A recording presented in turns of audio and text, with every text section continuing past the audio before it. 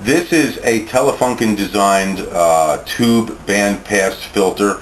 Uses Telefunken tubes, and it's a bandpass filter, and what it does is it chops off the bottom of a signal or the top, and it allows you to take a band out of the device. It sounds amazing. Have a look at my other listings. I actually have a more detailed explanation of this device on that other listing. But it's kind of a Pultec-y kind of sound. It's this and another one are being sold actually as a pair, which is the best way to use these things. Here is a set. This is a Dolby Model 362 rack with two, so it's in stereo, which is cool, two Catalog 22 noise reduction cards. Here's the deal with this. When you have, let's say, a set of background vocals or a choir or some sort of background tracks, vocal tracks,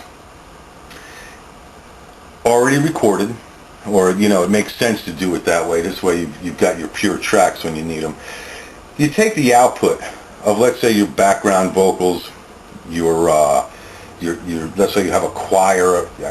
For that matter, well, I'm thinking of it. I mean, if you had a stereo synth doing the those chorusy patches that you find that are pretty popular. Anyway, you run it through this and record it back onto another set of tracks. So what you're doing is you're taking what you started off with, like your background vocals, you're running it through this and you're encoding. You leave this thing in the encode mode. You encode a set of two blank tracks. So now you have now encoded with Dolby A. Cool stuff here. And then you play it back without it. And what you'll wind up having is this sheen, airy, punchy quality that you're just not going to get out of anything else.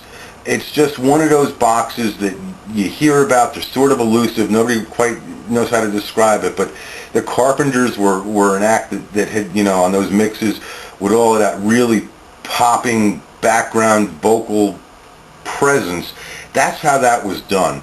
There are folks out there that want to, that can or will or suggest that you modify these things to break it out into multi-bands. You can do that. However, the original effect was done just with a straight Dolby rack without it being modified. It was sort of one of those things that was kind of found out or discovered by accident. So that's the Dolby. Cool device. It's got a sound all its own, and there's just no other way to describe it.